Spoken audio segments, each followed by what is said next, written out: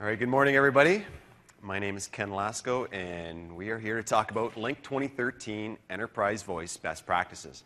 Now, Microsoft very helpfully left off the Lync 2013 part of this presentation in all the notes, so hopefully you're here and you're expecting to see Lync 2013 Enterprise Voice, right? Is everybody here for this?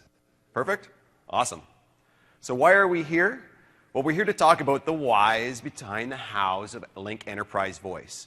I'm not going to be coming through and showing you this is how you do a dial plan, this is how you do routes and all that sort of stuff, because I expect you already kind of know that. This is the whys. Why do you create dial plans this way? Why do you create your voice policies in this manner? And what's the best way to go about doing things? So how would you want to best structure your enterprise voice deployment? That includes everything from dial plans, voice policies, routes, PSTN usages, and everything like that. To get the most out of your enterprise voice deployment and to make it easy for you down the road. Because too many times I go onto the social, the TechNet forums, and I see people having a lot of the same issues where they start off going down the wrong path and then they get themselves into a whole world of hurt. So as long as you do things right off the bat, then you're not going to have any issues down the road. So I'm assuming you already have a pretty good understanding of how Lync Enterprise Voice works, all the core concepts. Is everybody here expecting, hopefully, wanting like a 200 level presentation on what a dial plan and all that stuff is? Because if you are, you're not going to get that here. I'm already expecting you know all this stuff. So it's just trying to get down into the details about the best way of doing things. And then finally, we're going to be doing a demo of the Lync Dialing Rule Optimizer. Anybody who, if you know me, you may have seen my tool before.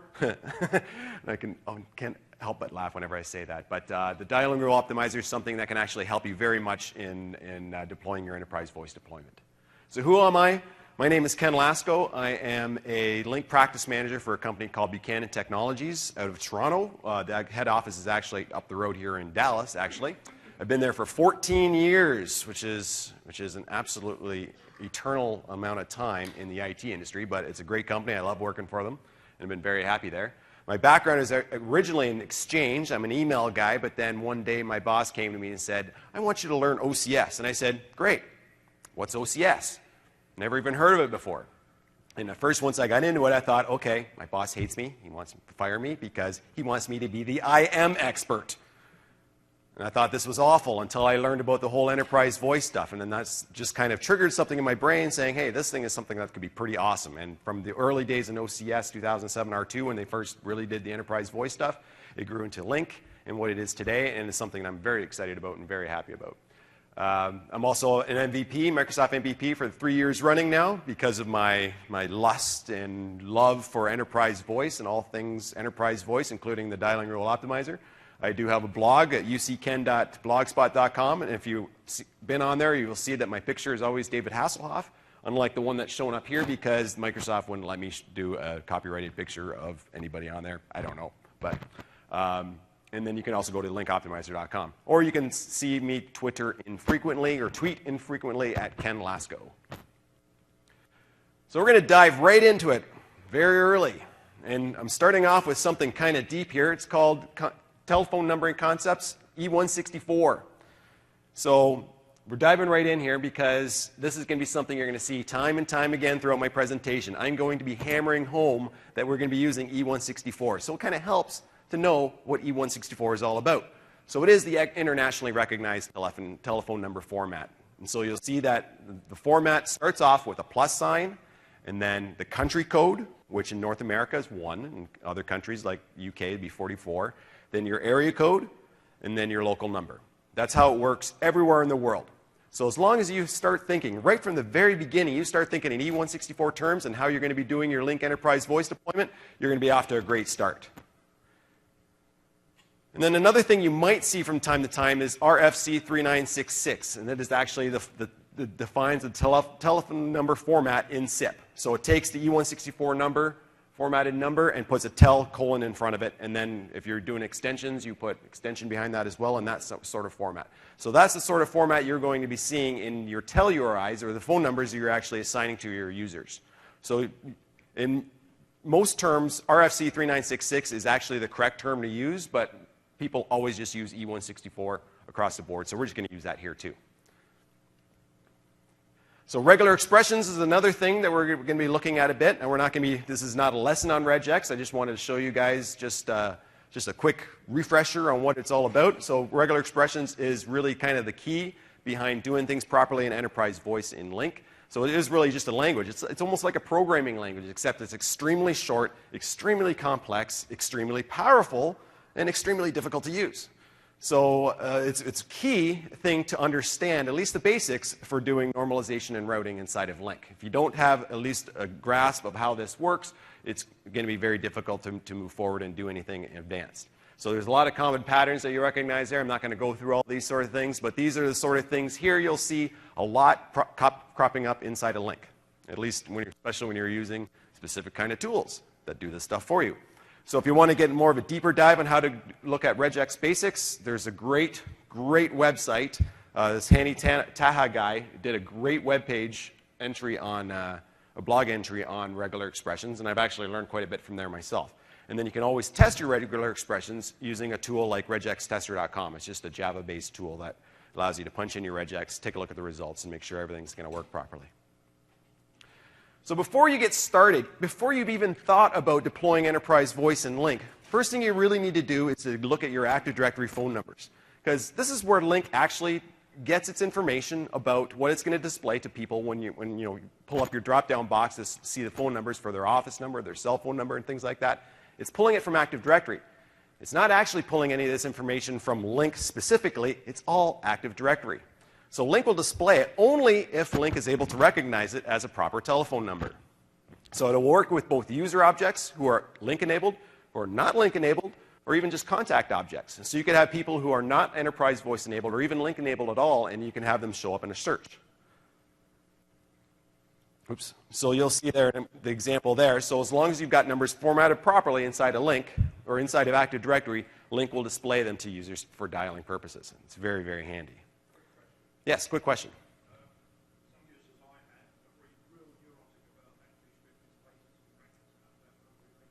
Yep.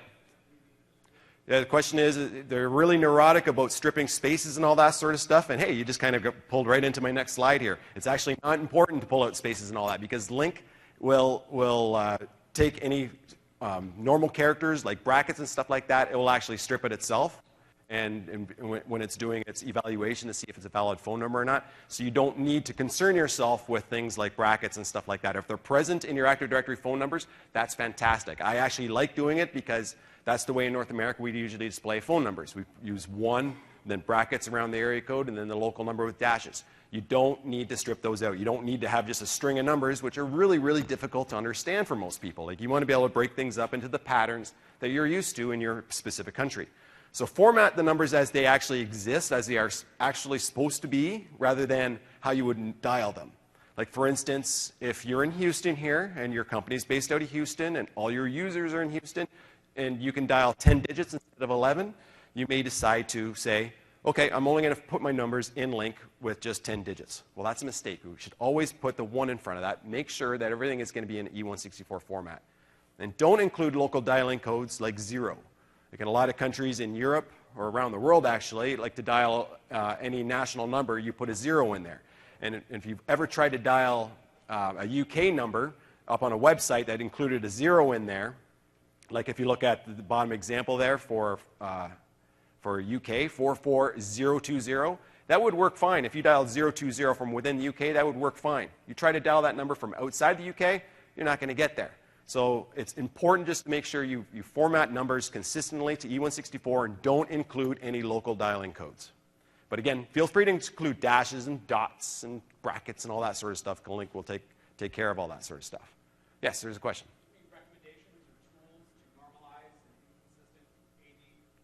Well, I actually have a script that I made, a little VB script that can actually do that.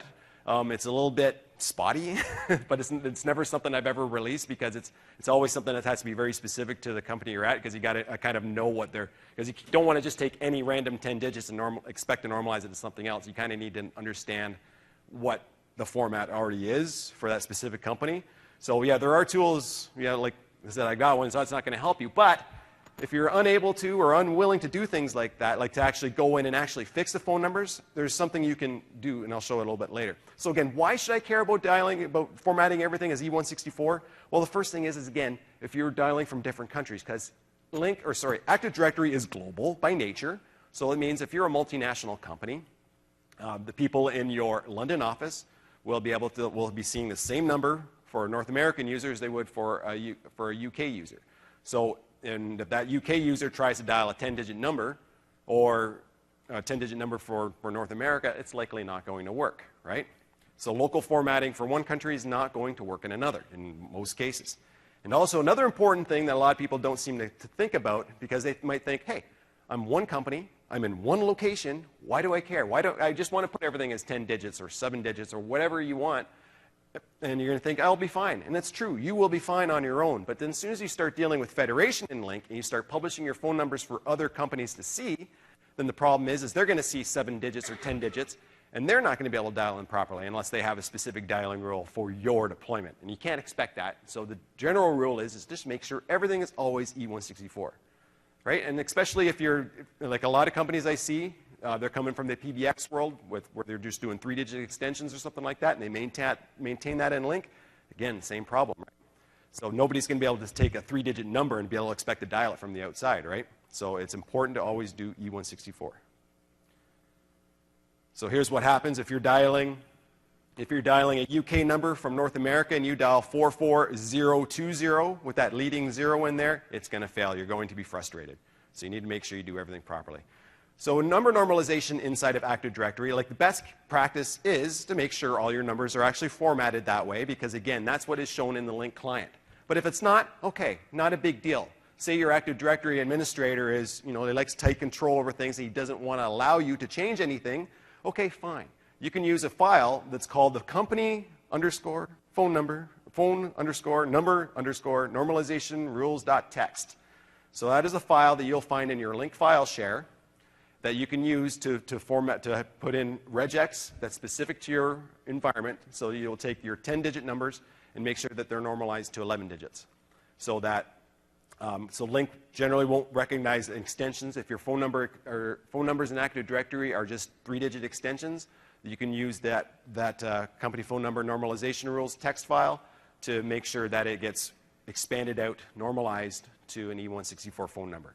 So that's a great way to make a low impact change to without making any change to your environment, make things work for Lync. So what happens is Lync, every time the address book goes through and parses Active Directory, it checks it against that file and then populates the normalized results into the address book so that everybody can be dialed. So again, just make sure you use your regex patterns to ensure that all the 80 numbers are readable, and then you can use, there's a utility called abserver test or abserver.exe with the test phone norm. It's a command line tool. It's actually not a PowerShell tool. And then it will give you the results. You type in a sample number, and then it will say, okay, this is what it would normalize to. And then there's another great thing inside of there. After every time the address book normalizes, which is by default once per day, then you can look at, there's actually an invalid phone numbers.txt file that shows you all the numbers that failed to normalize. And the event log will tell you, it says, address book failed to normalize X number of numbers, and here's the file where you can look at what those numbers are, and then take action on it. All right, so I did say I wasn't going to talk about enterprise voice core concepts. I figured you guys understand it, but just in case you don't, I'm just going to run through really quick, just give you a refresher in case you don't use this stuff every day. What a dial plan is different from most dial plan terminology in most PBXs, but in Lync concept, dial plan is just how the numbers are formatted, how people dial phone numbers, and how they're normalized to E164. So what you do with your dial plan is you look at or you think about every way that a person likes to dial a phone number in your local area and make sure that gets normalized to E164. So if you're in an area in North America where you can do 7-digit dialing, then you want to make sure you have a normalization rule that takes that 7 digits and it puts the area code in front, or the country code and the area code in front of that. If they'd like to dial 10 digits, make sure you normalize it to 11 digits. Make sure you deal with dial codes like 011 for international and things like that. Or if you're in other countries, it might be 00. So make sure you account for that. But don't include the 011 as part of your normalized number, because that, again, if you go back to earlier, what we talked about is don't include any kind of local dial codes in there, like 011. Don't include 9s in there for PBX access codes. Just take whatever they'd like to dial. If they'd like to dial a 9, we'll deal with that a little bit later. But if they want to be able to dial 011 to be able to dial internationally, let them do it, but make sure you strip it out and make sure it normalizes to an East 164 number. So if people dial 011, 44, 20, blah, blah, blah for dialing the UK, make sure they can do that, but then the number that gets returned, normalized, should just be 4420, blah, blah, blah. In a voice policy, this determines the kinds of calls that people can do. So this determines whether you're able to make local calls, national calls, international calls, whether you can do call forwarding, and all those sort of different things. And a voice route should be self-explanatory. It actually defines the specific route a call is going to make or going to take. So if you have a regex pattern, as soon as the inbound call matches that regex pattern, it's going to route out the gateway that's assigned to that voice route. And then the PSTN usages is the link between voice policies and voice routes. This is actually one of the hardest concepts to really understand, and then to really get the best use out of is the whole link between PSTN usages, voice routes, and voice policies. Then finally, this is an area where a lot of people tend to gloss over, they forget about, and they get into trouble right off the bat where they're normalizing their numbers to 011, 44, and all that sort of stuff, or they're normalizing the number to include the 9 in front of the area code because their PBX needs a 9. Where you should be doing those sort of things to add them back in before they get passed out to the PSTN, you do them in a trunk translation rule.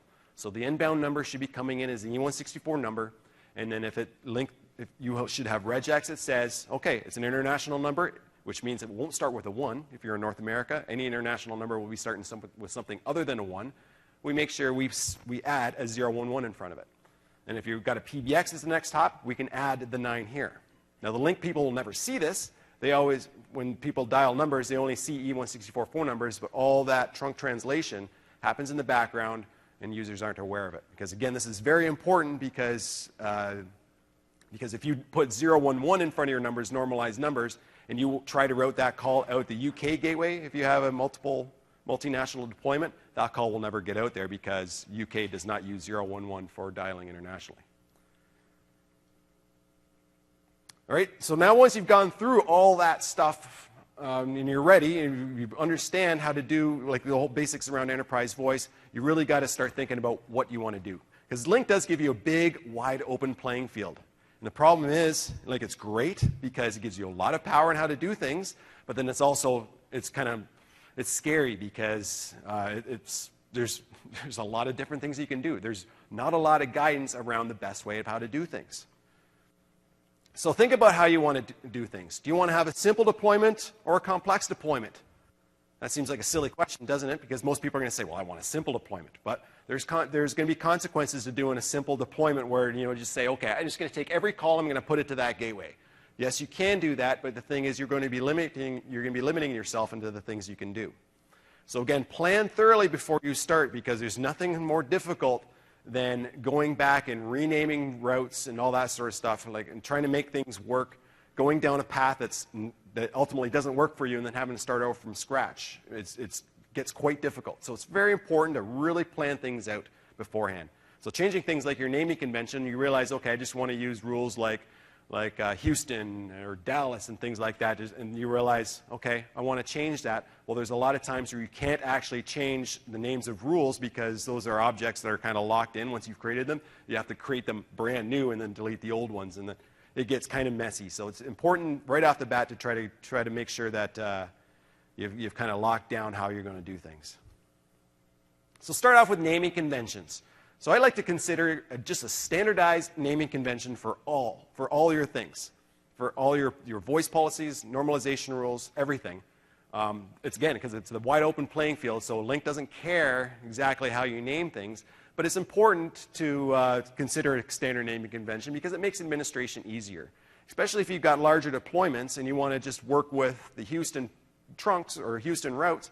You can just do a search for Houston. As long as you follow the naming convention, it'll show you all the Houston routes.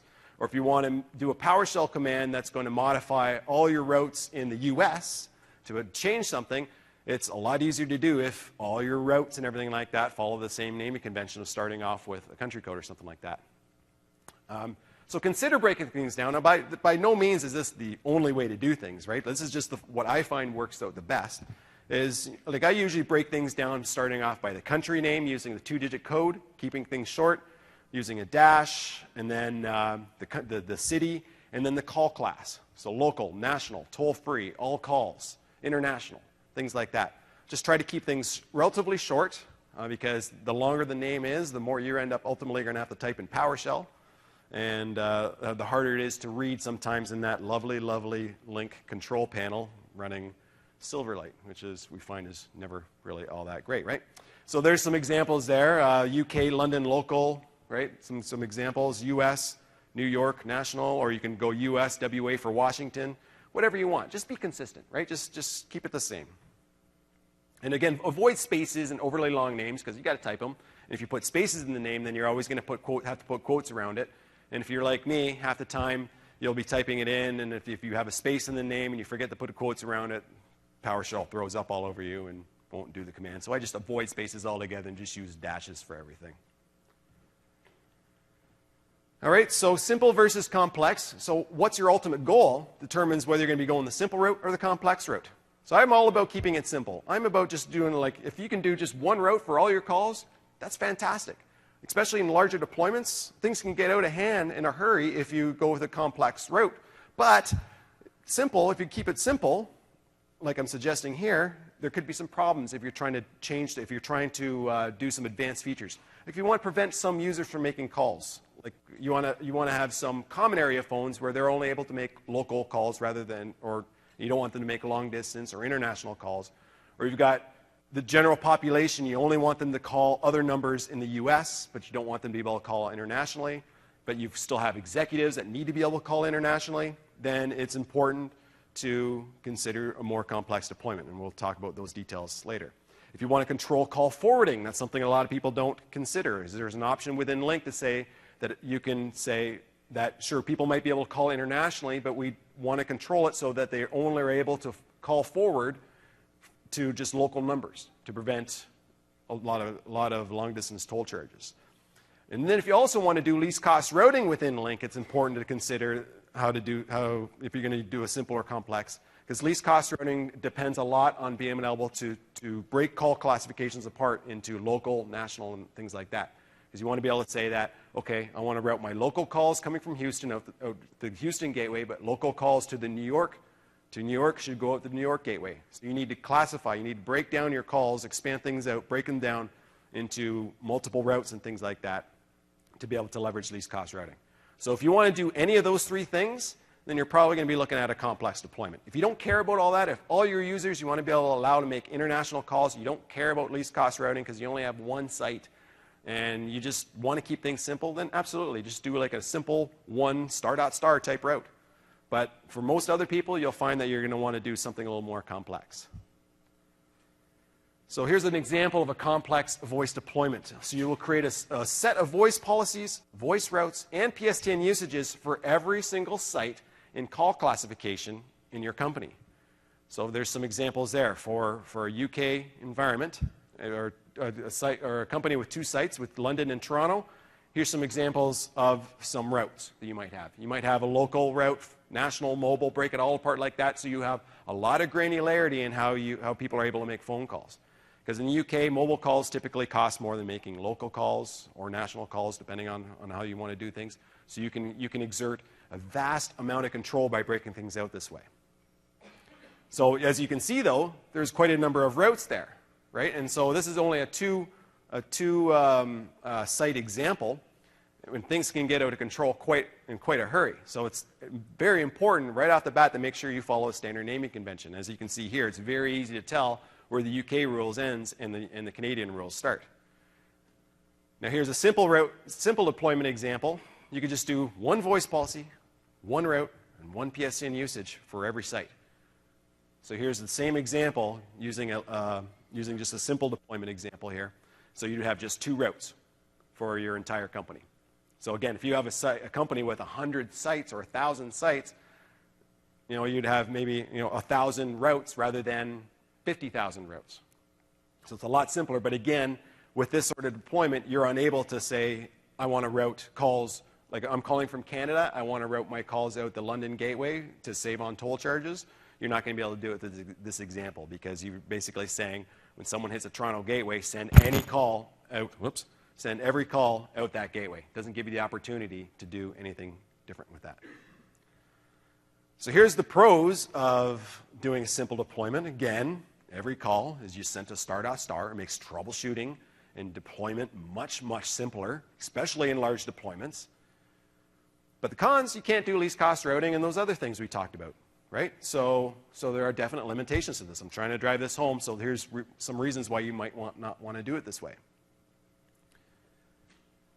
And in a complex deployment, the pros, it is extremely flexible. So you're able to say, okay, Joe here can make calls to service numbers only.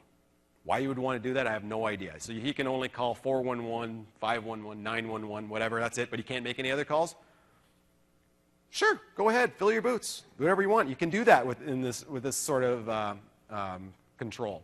But you can do least cost routing, but it's complicated, right? Complex deployment is complicated. You're going to end up with many routes and many PSTN usages and many voice policies at the end of this, and it can be difficult to troubleshoot because it's very easy to get in a case where calls don't route the way you think you are because your regex isn't formatted quite properly for those specific kind of routes.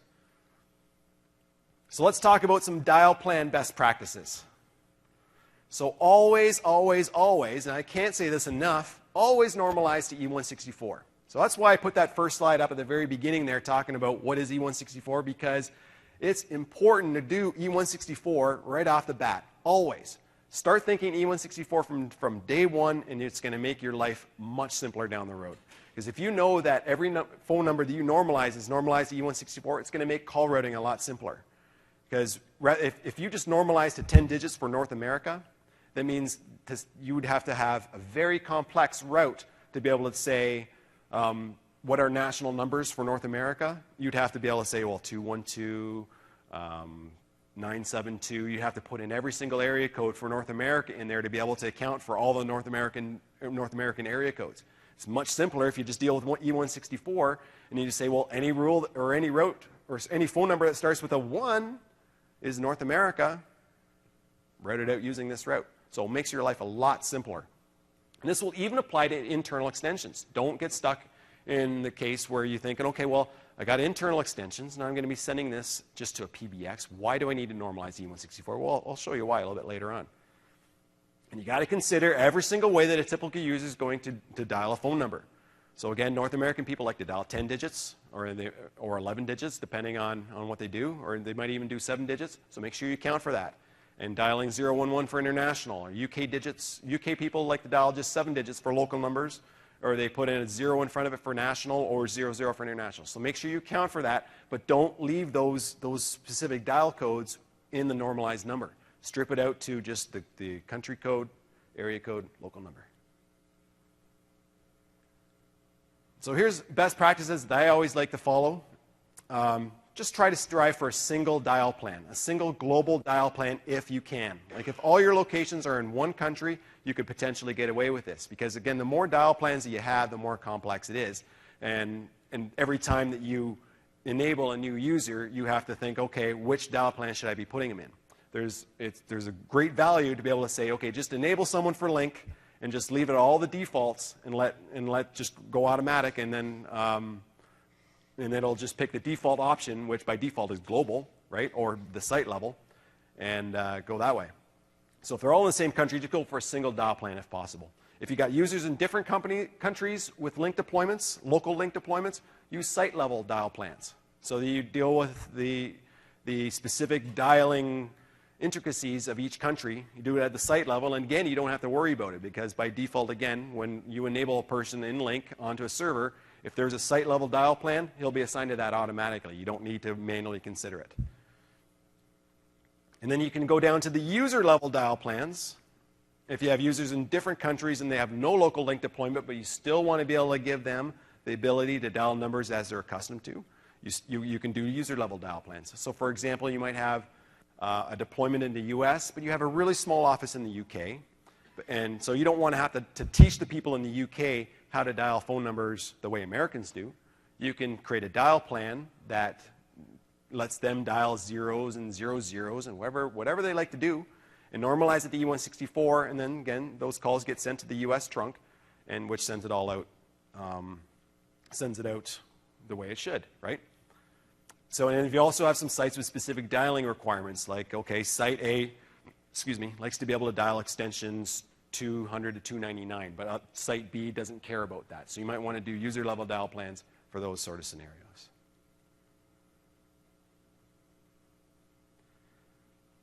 So some other best practices is, again, resist the temptation to not normalize PBX-bound extensions. Don't just send 2345 to the PBX. Just say normalize it. Someone dials 2345. Don't leave it as that and then send it to the PBX. So it might seem like a lot of work, and I'll show you later on why this is important, but what you should do is take that 2345 that user likes to dial, normalize it to a full E164 number, like 1212, blah, blah, blah, like that, and then use a trunk translation rule to strip it back down to 2345 as the call leaves Lync. That sounds like an awful lot of work, doesn't it? I could just leave it as 2345. Why don't I just leave it as 2345? I'll show you why a little bit later on. And then you order your normalization rules from the most specific to the least. Because most normalization are the same countrywide, so you can consider that in your naming convention, because you don't need to do UK, London, national, and UK, Portsmouth, national, because they dial the same way in both those areas. The only time you need to have a specific dial rule is possibly for local numbers, and how to normalize local numbers, like 7 digits in London, you need to normalize to 4420, whereas 7-digit numbers in a different area, you normalize it to a different E164 phone number. And again, don't worry about PBX access codes like 9. Don't put a 9 in your normalization rules. And don't even worry about dealing with people liking to dial a 9 in the normalization rule. Just ignore it entirely. And I'll show you on the next screen why this is. Because if you normalize to put the 9 in there, you're not normalizing the E164 anymore. Like if you normalize it to that, 9.1 is actually, I can't remember what country that is, but that 9.1 is a valid country code for another country. So you don't want to get into that mess, even though you think, well, today I don't have any presence in that country, but other people might. And if you're federated with them and they see a number that's 9.1 and they have things formatted differently, that phone call could try to route out to, I don't know, Thailand or wherever 9.1 is. So the option is, and rather than putting the 9 in the normalization rule, use the external access prefix instead. And what that is, this is something that most people don't actually know that exists. It's just an option from within your dial plan that gives people like an off-hook PBX-like experience when they're dialing phone numbers. So in Lync, you actually don't need to dial 9s or anything like that, because again, if you recall earlier, we're always going to be putting that into the trunk translation rule if we have to send a 9 to the PBX. But if we want to be able to give the people the option to dial 9, we use this external access prefix. Does this thing have a laser thing on here? Yes, it does. So the external access prefix is right there. Right? So all you need to do is you put your external access prefix there, and like the 9, and then what happens is that, and then every internal extension dial rule that you have inside of Lync, you check, there's a checkbox for internal extension. And you can see that there, right? So what happens when you do these two things? Well, when you do an off-hook, because a lot of people, a lot of people seem to think, okay, well, I'm using the Lync soft client where you just kind of punch in the phone number and click dial. But there's still a lot of people, if they're using a Lync hand phone, they like to pick up the desk phone, hear a dial tone, and then dial the phone number. And so what happens is that if you dial a 9 first, it's going to ignore. I'll show you the reason why. If you dial a 9 first, and Lync's going to ignore any normalization rule marked as an internal extension. I'll show you what the results of that actually is. And here's an interesting tidbit. Have you ever thought about it? And when you get a dial tone from Lync, you're not hearing a real dial tone. You're just hearing a locally saved WAV file with a dial tone in it. It's kind of funny when you kind of think about that. But. So here's an example. If you don't use that external access prefix, and someone picks up their Lync-enabled 1990s era flip phone, They're trying to dial a number, a 604 number, which happens to be Vancouver, British Columbia. So say they want to dial 604-555-1234, which is 10 digits, and it's totally valid. And there's a normalization rule that exists for normalizing 10 digits to E164 format. But then there's also a normalization rule for 4-digit extensions that happen to also start with a 6. So, and then you normalize that to the full DID for that particular user for 604.222.6xxxx. Okay, so what happens when that person picks up the phone? He's trying to dial 604-555-1234. He picks up the phone, he goes off hook, starts dialing 6045. What happens? Well, it matches that normalization rule for 4-digit extensions starting with a 6, and it dials a completely different number than that person intended to dial. Person ends up very frustrated. Does everybody understand what went on here? So because that's what Lync is doing, is when you go off hook dialing, you punch in those first 4 digits, it goes, hey, hey, Lync gets very excited and says, I found a normalization rule for this. Whoop, expands it out, dials it for you. But that's not what you wanted to do. How do you make that stop? Well, you do that external access prefix in the dial plan, and you mark that rule as internal extension. So what happens now? That user now dials that 604, but with the 9 in front of it, off hook, and then it's going to ignore, since it saw that 9 there, it's going to say, okay, all right, I have a normalization rule for 4-digit extensions, but since I dial a 9 first, I'm going to ignore that and let it continue on to the completion. Now, this is only important, again, for people who like to do off-hook dialing with desk phones. You don't need to worry about this sort of thing if you're only using soft clients, because your dialing behavior is completely different with the Lync soft client. You don't ever hit the button to go off-hook and then dial the number. You just generally just type it into the screen there and hit dial, right? So this is only important for the desk phone experience. So what happens when you dial that? It normalizes it properly, ignored the 1 for 4 digits. It gets out to that 1, 2, 3, 4, or to that external number, and the guy is extremely happy. So here's some dial plan examples for North America. So again, going back to some of that regex, I'm not going to go through a lot of specifics here, but this deals with, that first one there, deals with pretty much, in one rule, deals with pretty much every possible way that people like to dial phone numbers in North America. Trying to account for the fact that every area code starts with a 2 or higher. You'll never see an area code starting with a 0 or a 1. But then also accounts for the fact that people sometimes like to dial 1 and sometimes don't. And that's what that question mark does there. That question mark after the 1, that basically says, okay, well, what just preceded this is optional. And then the fact that all those numbers are in brackets, we translate it to just full E164. And then you notice the last bit there with the capital D and the small d there. So that's a normalization rule that says, okay, if someone types in 416-555-1234 extension 1234, well, Lync will strip that off because you can't dial a phone number externally with that properly, and we'll just translate it to E164 phone number. There's some other examples for international, because again, people like to dial 011 typically, so we make sure we account for that. London, it's a little more complex. I'm not going to go through all these sort of things, but here's a sort of example. So that means that you have to have generally a pretty good understanding of how people like to dial phone numbers if you want to give them an accurate and proper experience. And things can get a little bit complex from time to time. So how am I supposed to do this? Like if I have 50 countries, how am I supposed to go through all this and do all this? It gets to be a big mess. It takes a lot of time. I wish there was a tool out there where I could do this automatically. Anybody, any ideas? Any ideas for a tool? Okay, so voice policy best practices. So again, voice policy determines your calling capabilities and your routing behavior. So what happens when you dial a local number? Where is that going to get routed out of? What happens when you dial an international number? Is that going to get routed out your local gateway, or are we going to try to route it out a gateway that's closer to the final location we're trying to get to? So only create as many voice policies as you need. It's easy to add more later. But just start off with a bare minimum. Like if you think, okay, everybody needs to dial nationally or internationally, just create one policy for that. And then work your way forward from there. And here, PSTN usage ordering is critical. If you want to do least cost routing, you do it here in the voice policy.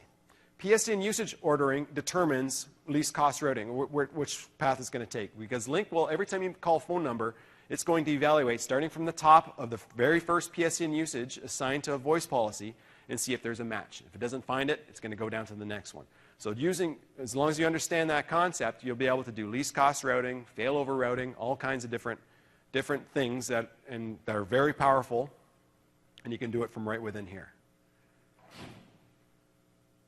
So voice policy best practices, just use site-level policies by default for exactly the same reasons as we talked about earlier about dial plans, because again, it's a lot simpler. If the general population is, you want to allow national dialing, assign a voice policy at the site level that just does national dialing. That way you don't have to make any changes every time you create a new user. You can just create them, just go enable for a Lync, give them a phone number, and away you go.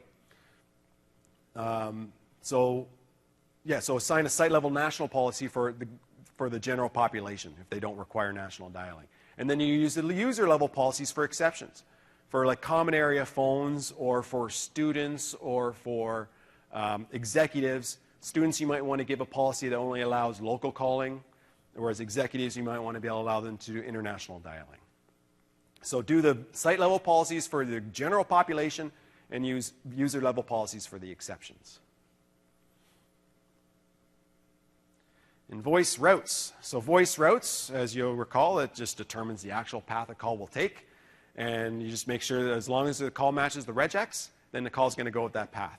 And so routes are assigned to PSTN usages. So again, you're never seeing the actual route exposed in the voice policy, but it's behind that PSTN usage. So every route that's within PSTN usage gets evaluated top down according to where the PSTN usage is, the ordering of the PSTN usages, and until it finds a match and sends the call out that way. So again, make your voice routes as specific as required, as specific as possible, because you don't want to do a national dialing rule that accidentally allows people to dial 900 numbers or something like that. So you don't need to make sure you're excluding, like if you're doing a call class for national numbering and you also have a call class for premium numbering, make sure that your national number route doesn't include 900 as a potential phone number that they can dial, because then that basically invalidates your deployment there. So again, voice route best policies is create as many routes as you require call classes. So if you have need routes for local, national, long distance, toll-free, as many routes as you think you need, put them in here. And then, so you create those routes as required, and you assign them to the PSTN gateways that are local to your deployment that you're creating. And again, if you adhere to E164, like we talked about earlier, this makes this job a lot simpler. Because if you know that every call that's coming into Lync is going to be formatted to E164 format, then your routing is going to be much simpler. You can say, okay, if it starts with 44, ship it to London. If it starts with a 1, send it here. Makes it a lot simpler. And here's something that I see a lot. People try to do least cost routing or failover routing using assigning gateways to a route. Because this is what you do. Like the route, first you put in the regex that define what numbers we're going to try to match, and then you assign a gateway to that route.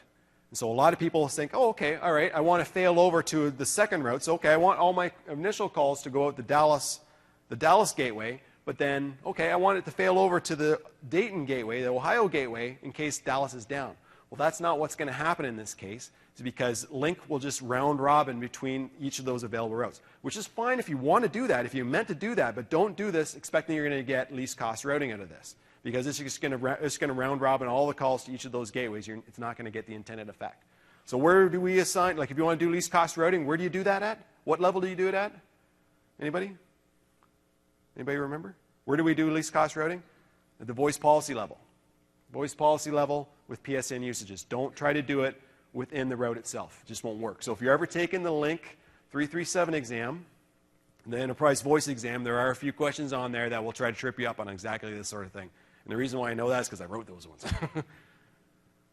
Because it does come up a lot. And so if you try to do this, what's going to happen?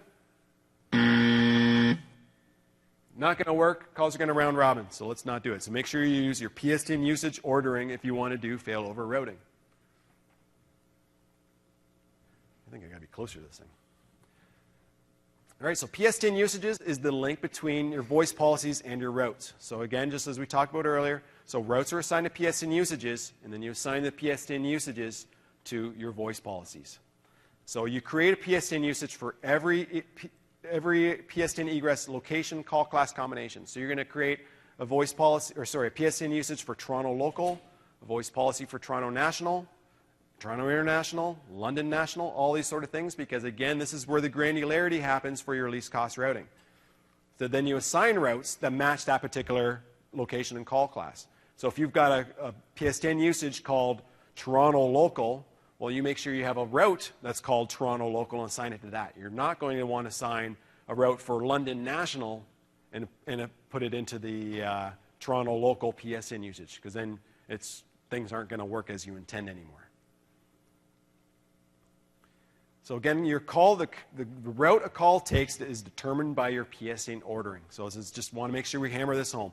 So Lync will start at the very top, and it's going to work its way down until it finds a match. So if I dial, for instance, I'm in Dallas, I'm in Toronto, I'm dialing a Dallas phone number. First thing I do is it hits that first usage, which happens to be in Ontario, Cooksville, which is where our company is located. And it's going to say, okay, there's no match for local numbers in Cooksville. I'm going to go down to the next hop. It says, oh, Dallas. This is a 972 number in Dallas? Great. Okay, there is a route to this. It routes it down to the Dallas location and sends it out. That way, you accomplish least cost routing. If the route happens to be down, then Lync will just continue on until it finds a match. So that's how you do failover routing. So if you don't find a match for the Dallas local gateway, then it will try the Dayton one. Because, well, say Dallas is down. Then it will continue on down the path. Dayton won't find any matches. But then it'll hit the Cooksville one that for national. It says, okay, all right, well, national, we're just saying anything that starts with a 1 is going to be a national number. Then we'll send it out that way. So then that's essentially failover routing. So we're trying to send out to the Dallas gateway for least cost routing, but it's down. Okay, well, we're just going to keep on going down the chain until we hit the next available gateway. Okay, makes sense? So all right here, we do least cost routing and failover routing in one go. Okay, so I kind of lost the bottom of the screen there. So it's so you can do failover routing with simple deployments and complex deployments. So even with a simple deployment, all you need to do is say, okay, well, if I want all my calls to go with the Toronto gateway, put it up first. But then if the Toronto gateway is down, all you need to do is put a PSTN usage for the Dallas gateway below it. And that means that, okay, every call is going to go with that Toronto gateway unless it's down, and then it will route out the Dallas gateway. So that you can do failover routing fairly simply. How does Lync tell when it's down? Several ways. Like first of all, it will do options requests. So Lync periodically sends out a request for options, which says, tell me what you're capable of. And so if the PBX does not answer back to that within a set period of time, Lync will mark it as down. And then also, if you try to send a call out to that and it fails, Lync will automatically mark it as down as well. So there's several internal ways that it determines whether a route is up or down. And then if it does come back up, because Lync will periodically keep trying to hit it with an options request, and once it does respond back again, then it will mark it back as up again. Okay. So again, with failover routing, we do this via PSTN usage ordering. So you put the main one, the one you want to hit most of the time, put it up top, and then do your PSTN usage for the failover ones below it in decreasing order. And if possible, you want to group your PSTN usages to the same country first to avoid international charges, because you wouldn't want to put the London International voice or PSTN usage above any of your Canadian ones or US ones, because you'll get to the point where, okay, if you put the UK one first for international, every call is going to go with the UK gateway, which you don't want to do, right? You're not going to accomplish what you want at all. So for example here, this example for an all calls type scenario, we would put all the same country ones up top first. So put Toronto up first, then Calgary, then the UK. If we put the UK one second, well, if Toronto's down, we're unnecessarily sending calls to the rest of North America via the UK, which is going to incur toll charges and also latency and all that sort of stuff. So you might as well try to keep everything within the same country before you try to route calls to an out-of-country PSTN access point. So again, ordering is critical. It's very, very, very easy to grant someone calling capabilities that they shouldn't have, and also additional toll charges. And so least cost routing, it's often used in conjunction with failover routing. So it requires that you do have a complex deployment. And it's even more critical than with failover routing. The PSTN usage ordering is more critical. So it's easy to accidentally grant undesired call access rights. And you also might end up with a lot of very inefficient routing scenarios. So some tips and tricks, ways to do things. So to start off is group your PSTN usages from the same country together. So they should be at the top of the list. and then group your call classes together as well. So put local first, and then national, and then international. And then you place your out-of-country PSTN usages below your in-country national usages. Because again, if you stuck with putting all your international usage above any of the UK ones, like if you're, again, in this deployment, we have Vancouver, Toronto, and London. If you put your North American international routing above the UK one, well, the UK ones would never fire. So you'd be calling the UK and having to pay international toll charges because the first match was your Toronto international route, and it would route out the Toronto gateway. So what you should do is you want to put some of your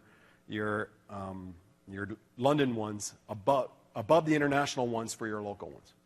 Does that make sense? Like, it takes a little while to take it all in. Like, when you read it there, it goes, that doesn't make so much sense. At least I do. But then when you look at the example and you think about how a typical call would flow through, it makes a lot more sense, right? So you're calling Toronto. If you're sitting in Vancouver, you're calling Toronto. You're going to do least cost routing because, well, it won't match the Vancouver one, but it matches the Toronto one. You're calling internationally to London. It's going to hit the London local or mobile or national. But then if you're calling internationally, outside of the UK, it'll hit the Vancouver one first, then Toronto, and then London if those ones are down.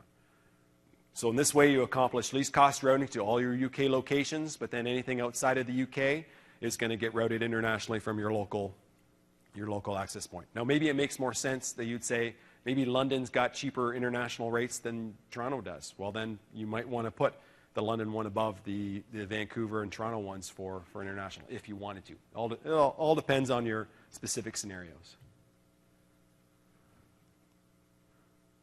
And then finally, trunk translation rules. Has anybody got time? This timer thing, oh, it is on now. Okay, perfect. Is this correct? Good. Oh, I got lots of time. This is awesome. Cool.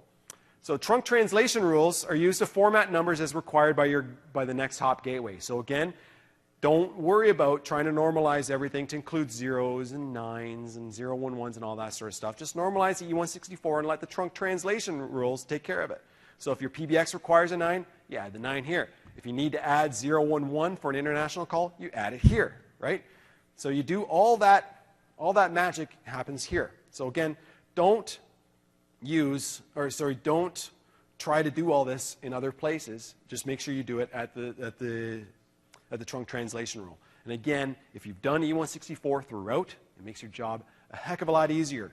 Because if you know every call that coming in is already formatted the same way, and we know that, okay, it's a long distance call to North America, let's just send it out strip the plus and send it out with a 1. If it's a local, strip, it's a lot easier if you know that every phone number is coming in formatted the same way. Because again, it's a lot simpler to say, send every call that doesn't start with a 1, put a 011 in front of it, and send it as an international call. That's a lot simpler to do if every call that's coming in is already E164.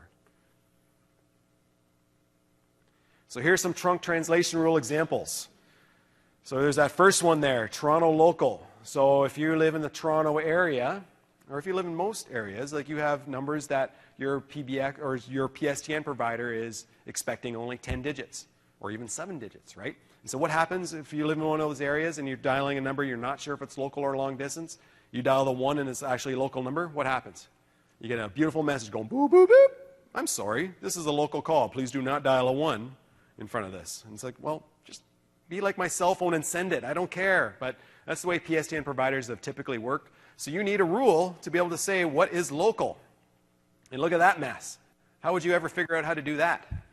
Right? There is a site on the internet that tells you what is local numbers for your specific dialing area, but then, okay, try to translate that into something that you can put into a regex pattern.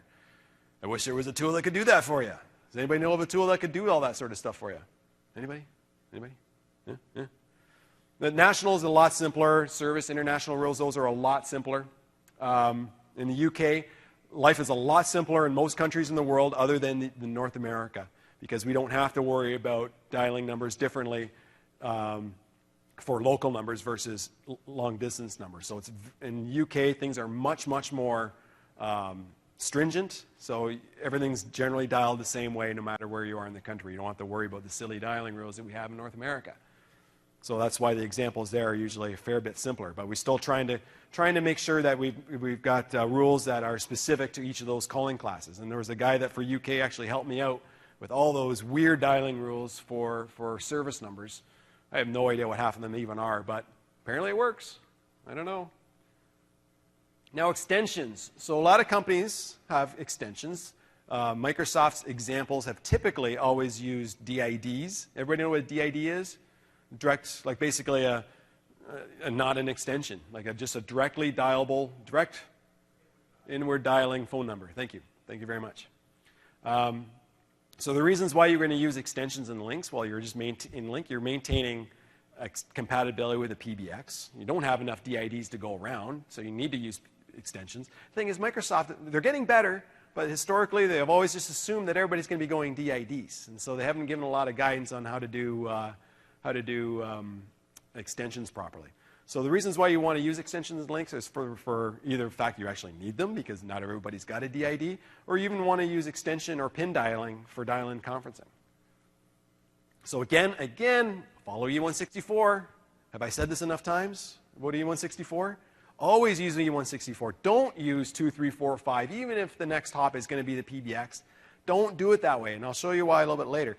So resist the urge to just send it as normalized 2, 3, 4, 5. Normalize it to a full E164 number. And what I typically do is you normalize it to the office number, the main office number, and then the extension of that user at that main office. And again, you stick to that same standard, and life is going to be quite a bit simpler. And make sure that every number is unique. So if you're giving your users phone numbers like 1-604-555-1212, extension 2345, do not use 604-555-1212 by itself anywhere in Lync. You do that, calls will break to every user within Lync. And you'll be going, what happened? And then if you start digging into the logs, you'll see something that says 485 ambiguous, meaning that Lync could not determine where this call was supposed to go to, because it sees a lot of numbers with that base number with extension, but you didn't actually specify an extension. Lync basically throws up its hands and says, I can't send this call anywhere. So how do we deal with that?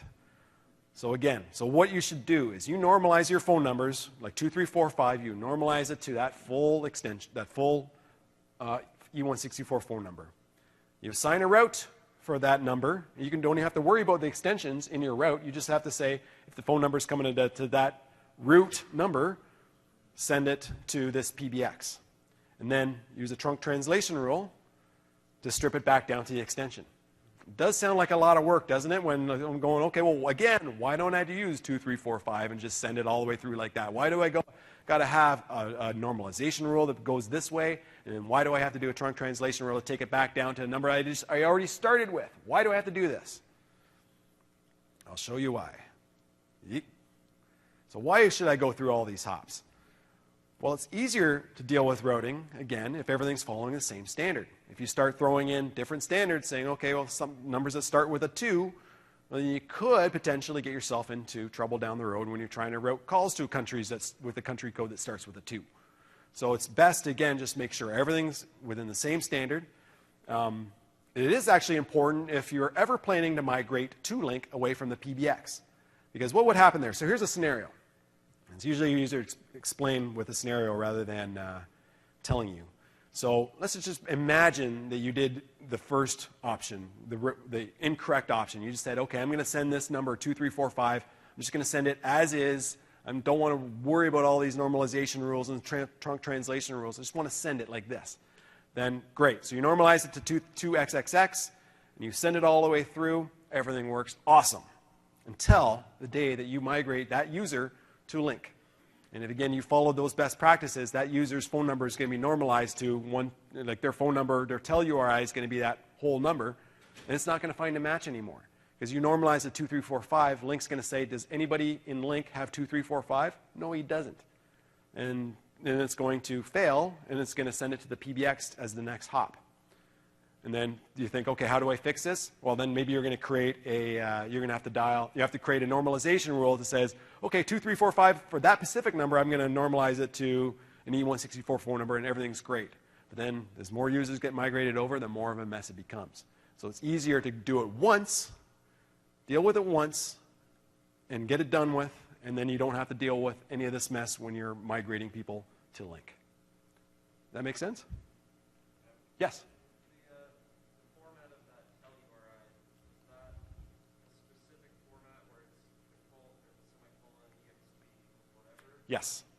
Yes, that's the RFC 3966 proper phone number for tell URI. You can't use an X within Lync. Now, the number that you would assign to somebody inside of like the Lync control panel, that's never seen anywhere, right? The only time like where they're ever going to see it is the number that is shown in Active Directory. So that's why it's important to format your numbers properly. Like you can put in 604, 699, 200, 2000, X, 1234. You can do it like that because people like to see X's and stuff like that. That's fine as long as you have a normalization rule that deals with that in that address book normalization rules, that phone number normalization rules.txt.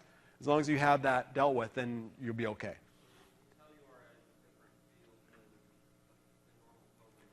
Yeah, the phone number field in Active Directory is just for display purposes. The number that's your tell URI in your Lync control panel is the actual number that's assigned to that user. Okay? So, because in AD you would have other phone numbers that don't actually map to where that user is, like their cell phone number, their home number, and stuff like that, but you want to publish those as well, right? Yes, another question.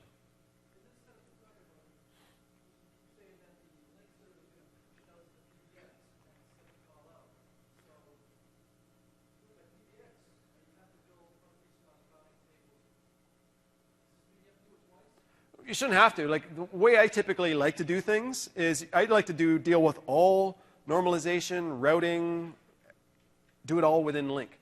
Like you just have to make sure that last hop, that trunk translation rule, is where you're formatting the number properly for whatever the PBX is expecting. Like if the PBX is expecting 4 digits for internal extensions, map it to that. If you need to send 10 digits or when put a 9 in front of it, map it to that. There at the trunk translation rule. But you shouldn't have to do least cost routing tables or anything like that in the PBX because you've already, the fact that it's already got to the PBX, that specific PBX is because of the least cost routing tables you already put in Lync, right? So you can say, okay, well, I got 3 PBXs in 3 different locations, one in London, one in New York, and another one in Houston. Then the fact that you've already set up your voice policies correctly, and you're saying, okay, everything's going out Houston gateway. You don't need to, the Houston PBX doesn't need to care how it got there. It just needs to know that, okay, I got a number, I'm sending it out, right? Does that answer your question?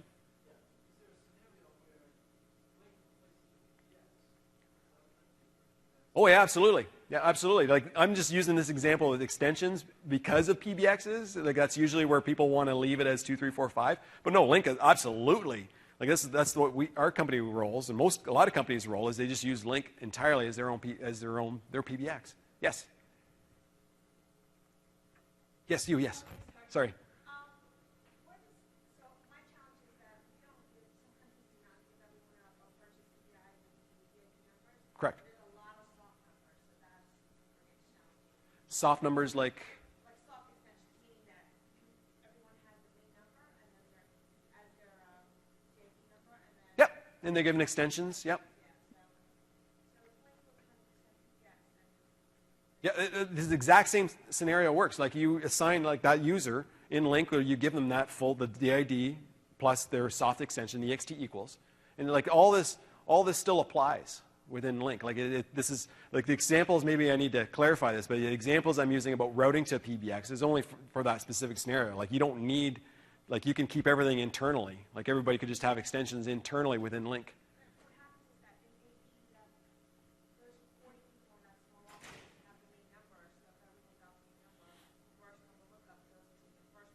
Yes. Okay, so that's why in Active Directory you should actually, rather than just put their main number, put their main number with the extension, right? in Active Directory, because you're exactly right. Like if people are just dialing that main number, then it's just going to pop up the first person that exists, and it's not going to show up properly. So I always make sure we normalize, like even put their extension in Active Directory, and then have the receptionist or something like that with just that main number. So then that's what pops up over reverse number lookup.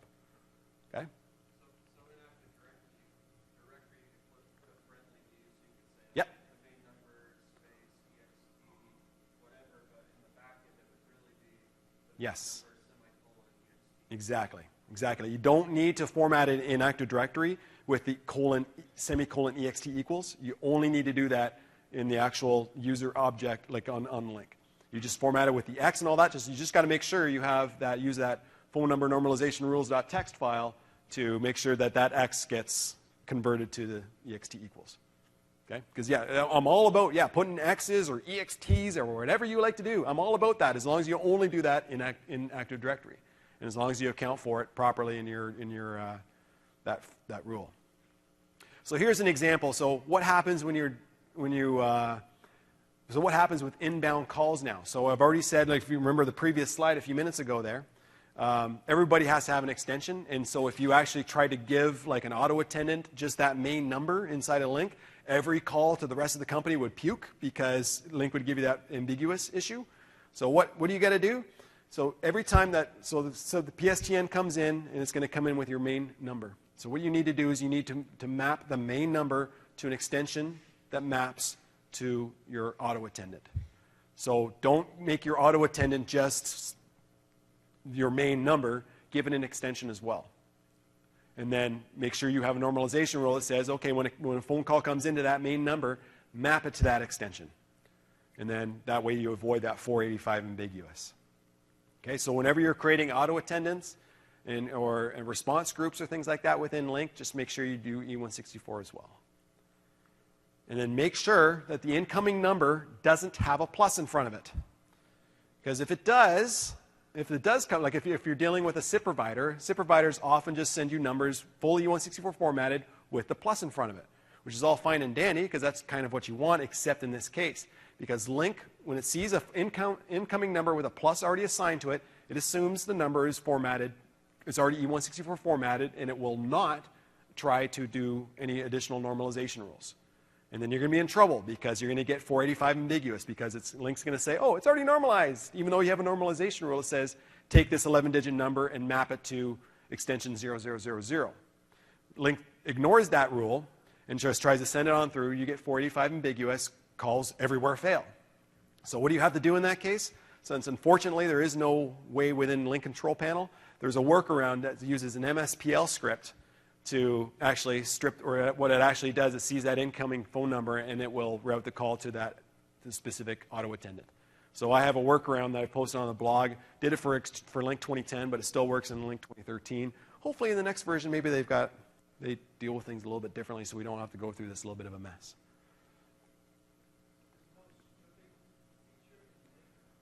If it's got, Lync ignores it. If it's a plus is already there, Lync says, hey, it's already E164. I'm done. I'm going to route it, continue routing it. Like I wish, like really, I think it's a pretty easy logic change to be able to say, okay, no, let's just do normalization. Whenever a number comes in, let's do normalization.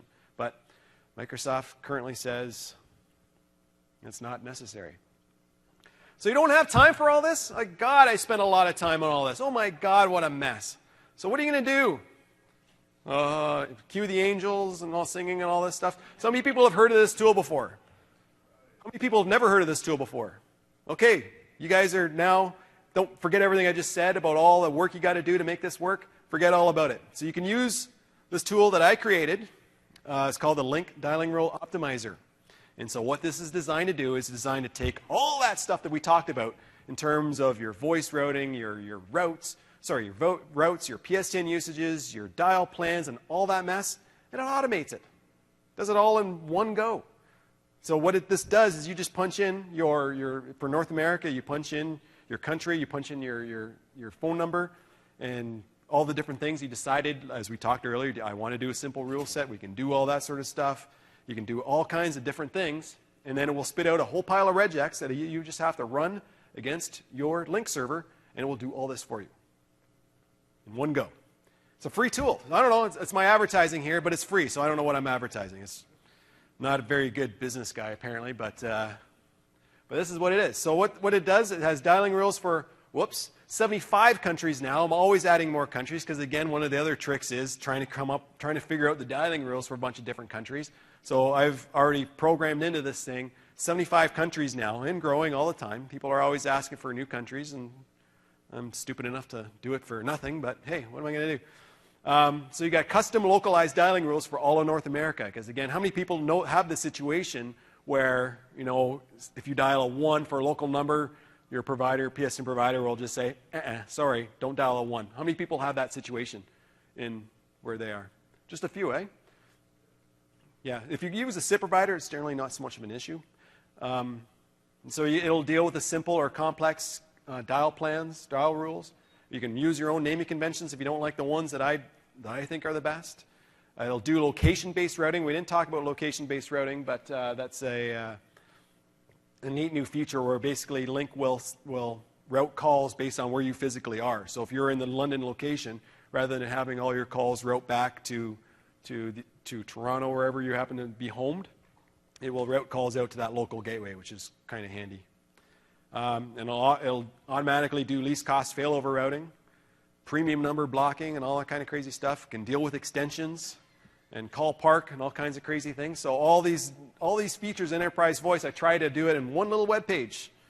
So it seems to work pretty well because people use it all the time. And so this is what most thing I hear about all the time is, I love your tool. And then every time I go, he said tool. So yeah, it's people quite enjoy it. I think that's probably the main reason why I continue to be an MVP, and is because of this tool. So here's a demonstration of the Lync dialing rule optimizer. So here's an example. I created just a lab environment here, and this lab environment has a bunch of different sites. So I've got a North American site and a European site. And in North America, we just have one Lync server. Let's say it's in Toronto, and there's a Toronto PSTN access point, and then there's also a PBX for New York that we also attach to it. And then we also have two servers, one in the UK with a London PSTN gateway, and then another one in Hungary. I happen to be half Hungarian, so I figured we use that. We go to the Lync dialing rule optimizer, and first thing we do is you can pick whichever country you want to do. You'll see there's a large list of countries, more all the time. So let's say we're going to start off, like there's the list of the 74 countries there at that point in time. Now there's actually a few more since then. So the first thing you would do is you just decide, okay, well, what am I going to be doing? You can do this for Lync or audio codes devices, because actually the tool was developed before Lync was even created, so it was originally against audio codes. So you decide whether you put in your 3-digit area code, your NPA in technical terms, and then the exchange, which is NXX. And you can do all these different options, and all you got to do is you can hit. Okay, so you can do 7-digit dialing, but Lync warns you about it because if you can't actually do 7-digit dialing, it's going to throw up on you. And then if it's going to ask you to sign in, I do ask you to sign in because there's some great tool. I'm able to save all your rule sets so you can come back to them later and run them again. So you run the tool, and away you go. Look at that. So all you got to do is you save that, and I'll show you what happens later on. You just save that. And so we're going to go through this automatically. We're going to do the Toronto one, then we're going to do the New York one. We're going to run the rules for that. Now this site, now here the example is, I'm going to pause this for a second, if I can. Whoops. That did not happen.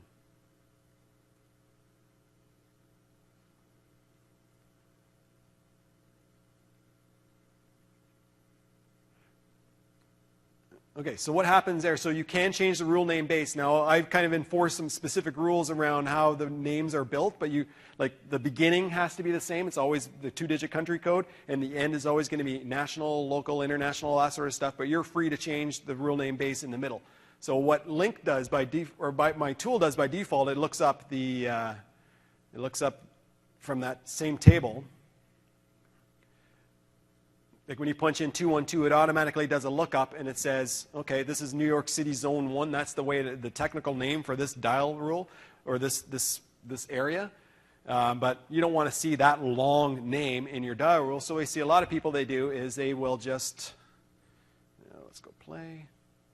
So decide they'll change the rule name. But I used to see a lot of people do this example here, and it's actually going to give you a bit of a problem because people say, okay, I'm going to change the rule name suffix or change the rule name base to NA, NY, and then the thing is, because I've already enforced using NA as the beginning of the rule, your rule names are going to be NA-NA-, and it gets to be a mess. And a lot of people didn't catch that because people were happily going along and doing that, so that's why I added this little warning. I don't think you want to do this. So I tried to capture that there in the example. Trying to make things easy for people. So in this case, we just strip that out of there. This is the PBX that we're routing calls to, so we're going to stick the 9 in there. And then we're also going to add extensions. So we have a lot of different options for extensions. So for the sales office, let's say that these guys are just extensions, like they have DIDs. So we would mark this as DID. And then we can also change the number of extension digits in the DID, because sometimes you might have a 4-digit extension, but then you only use the last 3 digits as part of the DID. So this gives you the option to be able to change that as well. And then you might also have a number of users like people whose DIDs don't actually map to an extension directly. Like your boss man example here might have a phone number of 227-1000. But then the extension is supposed to map to 5001. Well, there's nothing in their DID that maps their extension, so we actually deal with that separately. So we do the same thing for New York. We just save that, because all this is doing is creating a bunch of a bunch of PowerShell. We go through London. We do the same thing. So there it gives you every single area code within London. Save it. And then we go to Hungary, my homeland, which I've only been to once. And then, so it'll actually use the local language for all the dialing rules, but if you're like me, I don't know Hungarian, so I just decide to use the English rule names option. And then there's your results. So you have to unblock it because I don't have anything that comes down from the internet. You shouldn't trust. But in this case, I'm asking you to trust it. And then all you got to do is you run it against every single site, each rule set against the site. And the Lync will ask you, where do you want to apply this to? You want to apply this to your Toronto site, your North America one? Which one are you trying to do? And it will create all your dialing rules. And then we go through the same thing again for New York. And give you a bunch of different options. Do you want to do least cost failover routing? So this is where you would do this. Now, it didn't ask me the first time because there was no other dial plans available, so you couldn't really do least cost routing against something that didn't exist yet. So what typically you have to do is you run this tool for each of your rule sets you generated, run it again, run it once, and then if you want to do least cost routing, once you've run it once for all of them to generate the main stuff, you run them again one more time, and then you answer yes to the question about, yes, I want to do least cost failover routing. And once you're done with all that, then you're going to have a beautiful set of dial rules, complex set of dial rules, doing all the best practices that we talked about. And you didn't have to do any work. It literally takes you 5 minutes to do it, rather than you're probably sitting there when I'm going through all those examples going, oh my God, this is going to take a lot of work. This is going to take me all day, all week, which is great if you're a consultant, but not so great if you're just trying to get some work done. So here's the end result. When we're all done, this is what we're left with. Here's our dial plan. If you look at a dial plan for Toronto, you'll see that we got all the dial rules as we expected there. For every single site, we've got all our dial plans all set up. And so all you need to do is just start enabling users at this point. It's very, very simple, very powerful, and I think it's a great tool. So what else has it got? So you'll see there's the New York City dial plan there with the extensions routing for the sales office. So it creates the pattern for saying, okay, I'm dialing just 5 digits, or 3 digits starting with 51, and it normalizes everything properly. And then look at the international one, keep going. And you'll see all the different routes with the least cost routing already enabled, just like that in one go, right? So there's all the things. So we put the local ones up top, then the national premium routing and everything. It's all done.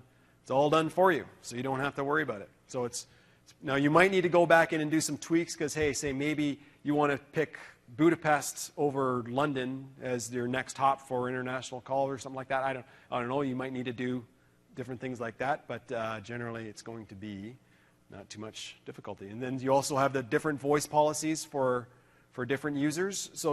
Different voice policies for different classes. So you have local ones that will only allow local dialing, national ones that allow national dialing, which would also include national dialing to Budapest or to Hungary and London and stuff like that. So, and again, you can modify those if you want. If you want to give your national users in North America, you don't want them to give the ability to dial the UK, all you got to do is remove the PSTN usages. Or if you also want to change things so that your PSTN or your default one, your site level one, gives people international dialing rule access, then all you got to do is go add some dialing or some international PSTN usages to your dial plan or to your voice policies. And then you'll see here, so if you look at the trunk configuration for, whoops, actually I'm back up there, I missed that a second there.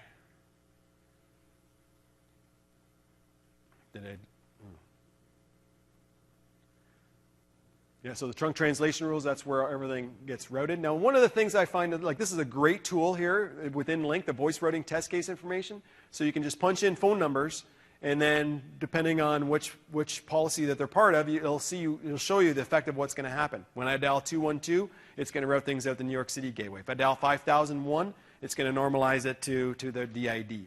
If I do any of those different formatted numbers, it's going to make sure everything gets formatted E164 properly. If I dial any of those numbers, it's going to send it out the London one. It's going to do, everything's going to be doing least cost and failover routing very simply. So that's it. That's the Lync dialing rule optimizer. Any questions? Does anybody want to see some of this live at all?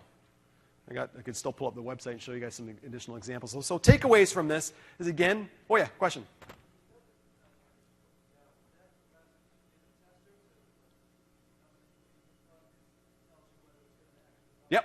Yep, that's just within the Lync control panel itself. Okay. Yeah, it's a beautiful tool, but the bit of the tool I don't like is it doesn't actually show you the trunk translation rules of that route that it's selected. Like it just stops at the route, and so you have to actually go to another screen to be able to see how does that phone number actually get sent out to the PSTN. I've been bugging Microsoft for years to add that so that you can actually see, oh, it's going to go at this gateway, and it's going to put a 9 in front of it and all that stuff, because it doesn't give you that option, which is too bad.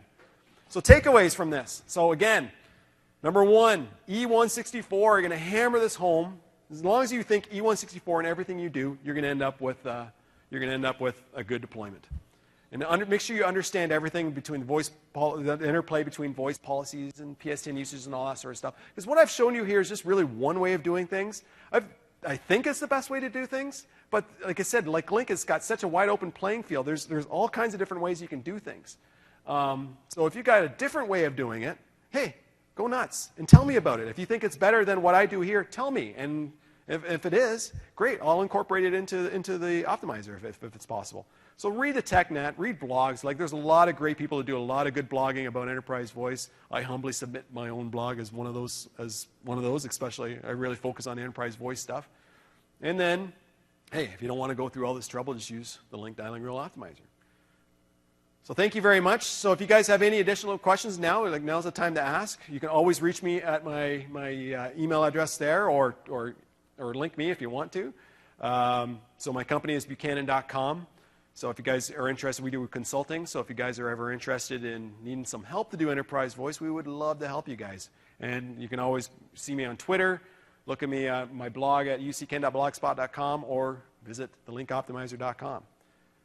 So other sessions you might be interested in, and one of my fellow Lync MVP buddies, Ståle Hansen, is doing something on phone number management in Lync. So he's got a pretty good tool that you might find interesting. And there's another one about actually that kind of goes to more the hows of enterprise voice, like how to deploy enterprise voice in Lync. So this one was really, like I wish that that one was before mine, so you could go to that one and then come and say, okay, well, why did you have to do things like that? And then if you're ever interested, there's the certification exam, which I helped write, which is lots of fun always. So here's Microsoft stuff. So there's a bunch of things you can win daily. Yada, yada, yada. And so, hey, complete an evaluation and win. So has anybody actually, can you actually scan this thing? Does that actually work? People have been scanning that. So scan that. I'd love your evals. Let me know what worked, what didn't. I would very, very, very much appreciate that if you could do that. Is there any other questions? Any other questions at all? How much time we got left? Still got lots of time. Yes, question.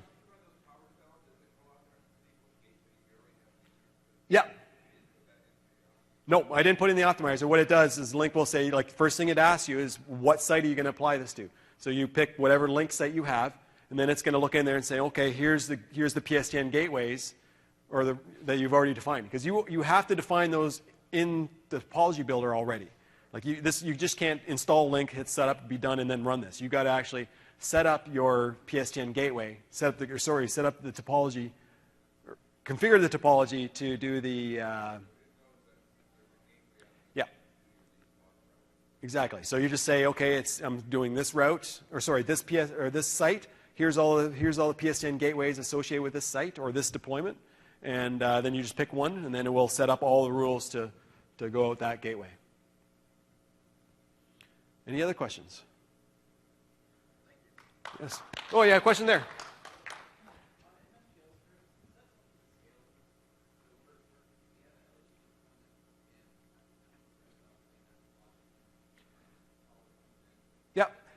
It's scalable because it's only applied to the server that it's running on, right? Like you only put it on your incoming servers for that specific call. So you don't need to have one script that's going to be applied to a million servers. Like you would have one script applied just to that either a standard edition, or if you have an enterprise deployment, you put it on all the servers that have the mediation role in that deployment. So it's pretty simple. Pardon?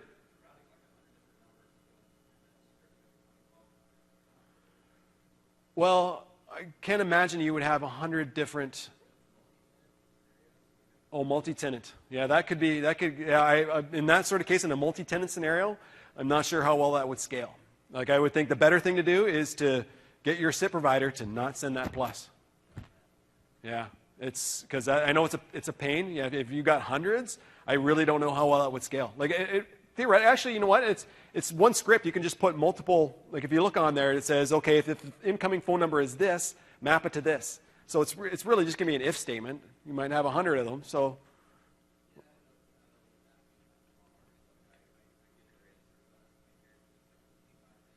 yeah. Well, you know what guy to talk to? Like the guy I give credit to in the blog post on that, Michael Greenlee. He's another Lync MVP. He's because I'm no developer, man. I am a pretend developer. Like I code via Google, or sorry, Bing. Whoops. I code via Bing, I mean. And yeah. Yeah. Any other questions? Yes. So for me, once the 64 track, do you recommend fixing that in Active Directory or just normalizing? It's whatever you want. Like I like to fix it in Active Directory. I like to see that it's been done in Active Directory, because again, when you do it in Active Directory, you can format it nicely, like put the spaces in there and make it look all nice. Like if everything in Active Directory is just like 3, 4, 5, 6, or just random scramble of digits, that's what shows up in the Lync client when you click a user's name. So it looks kind of messy. I just do it just for neatness. I like to, I can just make sure everything's formatted consistently. And yeah, do it. I like to do it as E164 if possible. But again, you may not be able to. If it's too big and your AD guy says, I don't want to deal with this, then your other option is to use that file to do the normalization. Yes? I'm sorry? Yeah. There's tools out there. Yeah, exactly. Anything else? Yeah, so if you have any questions, you can come on up here and ask. But thank you very much for coming, guys. Understand at least the basics for doing normalization and routing inside of Lync. If you don't have at least a grasp of how this works, it's going to be very difficult to move forward and do anything advanced. So there's a lot of common patterns that you recognize there. I'm not going to go through all these sort of things, but these are the sort of things here you'll see a lot cropping up inside of Lync, at least especially when you're using specific kind of tools that do this stuff for you. So if you want to get more of a deeper dive on how to look at regex basics, there's a great website This Hanny Taha guy did a great web page entry on, a blog entry on regular expressions, and I've actually learned quite a bit from there myself. And then you can always test your regular expressions using a tool like regextester.com. It's just a Java-based tool that allows you to punch in your regex, take a look at the results, and make sure everything's going to work properly. So before you get started, before you've even thought about deploying enterprise voice in Lync, first thing you really need to do is to look at your Active Directory phone numbers. Because this is where Lync actually gets its information about what it's going to display to people when you pull up your drop-down box to see the phone numbers for their office number, their cell phone number, and things like that. It's pulling it from Active Directory. It's not actually pulling any of this information from Lync specifically. It's all Active Directory. So Lync will display it only if Lync is able to recognize it as a proper telephone number. So it'll work with both user objects who are Lync enabled, who are not Lync enabled, or even just contact objects. So you could have people who are not enterprise voice enabled or even Lync enabled at all, and you can have them show up in a search. Oops. So you'll see there the example there. So as long as you've got numbers formatted properly inside a Lync or inside of Active Directory, Lync will display them to users for dialing purposes. It's very, very handy. Yes, quick question.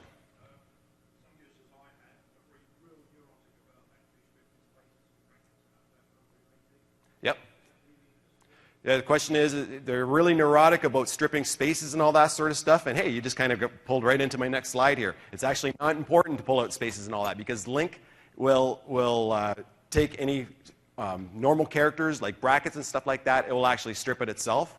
And when it's doing its evaluation to see if it's a valid phone number or not. So you don't need to concern yourself with things like brackets and stuff like that. If they're present in your Active Directory phone numbers, that's fantastic. I actually like doing it because that's the way in North America we usually display phone numbers. We use one, then brackets around the area code, and then the local number with dashes. You don't need to strip those out. You don't need to have just a string of numbers, which are really, really difficult to understand for most people. Like you want to be able to break things up into the patterns that you're used to in your specific country. So format the numbers as they actually exist, as they are actually supposed to be, rather than how you would dial them. Like for instance, if you're in Houston here, and your company's based out of Houston, and all your users are in Houston, and you can dial 10 digits instead of 11, you may decide to say, okay, I'm only going to put my numbers in Lync with just 10 digits. Well, that's a mistake. We should always put the 1 in front of that. Make sure that everything is going to be in E164 format. And don't include local dialing codes like 0. Like in a lot of countries in Europe, or around the world actually, like to dial any national number, you put a 0 in there. And if you've ever tried to dial a UK number up on a website that included a 0 in there, like if you look at the bottom example there for UK, 44020, that would work fine. If you dialed 020 from within the UK, that would work fine. You try to dial that number from 64. So we're diving right in here because this is going to be something you're going to see time and time again throughout my presentation. I'm going to be hammering home that we're going to be using E164. So it kind of helps to know what E164 is all about. So it is the internationally recognized telephone number format. And so you'll see that the format starts off with a plus sign, and then the country code, which in North America is 1, in other countries like UK it'd be 44, then your area code, and then your local number. That's how it works everywhere in the world. So as long as you start thinking, right from the very beginning, you start thinking in E164 terms and how you're going to be doing your Lync Enterprise Voice deployment, you're going to be off to a great start. And then another thing you might see from time to time is RFC 3966, and that is actually defines the telephone number format in SIP. So it takes the E164 number, formatted number, and puts a tel colon in front of it, and then if you're doing extensions, you put extension behind that as well, and that sort of format. So that's the sort of format you're going to be seeing in your tel URIs, or the phone numbers you're actually assigning to your users. So in most terms, RFC 3966 is actually the correct term to use, but people always just use E164 across the board, so we're just going to use that here too. So regular expressions is another thing that we're going to be looking at a bit, and we're not going to be, this is not a lesson on regex. I just wanted to show you guys just a quick refresher on what it's all about. So regular expressions is really kind of the key behind doing things properly in enterprise voice in Lync. So it is really just a language. It's almost like a programming language, except it's extremely short, extremely complex, extremely powerful, and extremely difficult to use. So it's a key thing to understand. All right, good morning, everybody. my name is Ken Lasko, and we are here to talk about Lync 2013 Enterprise Voice Best Practices. Now, Microsoft very helpfully left off the Lync 2013 part of this presentation in all the notes, so hopefully you're here and you're expecting to see Lync 2013 Enterprise Voice, right? Have everybody here for this? Perfect? Awesome. So why are we here? Well, we're here to talk about the whys behind the hows of Lync Enterprise Voice. I'm not going to be coming through and showing you this is how you do a dial plan, this is how you do routes and all that sort of stuff, because I expect you already kind of know that. This is the whys. Why do you create dial plans this way? Why do you create your voice policies in this manner? And what's the best way to go about doing things? So how would you want to best structure your enterprise voice deployment? That includes everything from dial plans, voice policies, routes, PSTN usages, and everything like that. To get the most out of your enterprise voice deployment and to make it easy for you down the road. Because too many times I go onto the social, the TechNet forums, and I see people having a lot of the same issues where they start off going down the wrong path and then they get themselves into a whole world of hurt. So as long as you do things right off the bat, then you're not going to have any issues down the road. So I'm assuming you already have a pretty good understanding of how Lync Enterprise Voice works, all the core concepts. Is everybody here expecting, hopefully, wanting like a 200 level presentation on what a dial plan and all that stuff is? Because if you are, you're not going to get that here. I'm already expecting you to know all this stuff. So it's just trying to get down into the details about the best way of doing things. And then finally, we're going to be doing a demo of the Lync Dialing Rule Optimizer. Anybody who, if you know me, you may have seen my tool before. I can't help but laugh whenever I say that. But the Dialing Rule Optimizer is something that can actually help you very much in deploying your enterprise voice deployment. So who am I? My name is Ken Lasko. I am a Lync practice manager for a company called Buchanan Technologies out of Toronto. The head office is actually up the road here in Dallas, actually. I've been there for 14 years, which is an absolutely eternal amount of time in the IT industry, but it's a great company. I love working for them, and I've been very happy there. My background is originally in Exchange. I'm an email guy, but then one day my boss came to me and said, I want you to learn OCS. And I said, great. What's OCS? Never even heard of it before. And at first, once I got into it, I thought, okay, my boss hates me. He wants to fire me because he wants me to be the IM expert. And I thought this was awful until I learned about the whole enterprise voice stuff. And then that's just kind of triggered something in my brain saying, hey, this thing is something that could be pretty awesome. And from the early days in OCS 2007 R2, when they first really did the enterprise voice stuff, it grew into Lync and what it is today. And it's something that I'm very excited about and very happy about.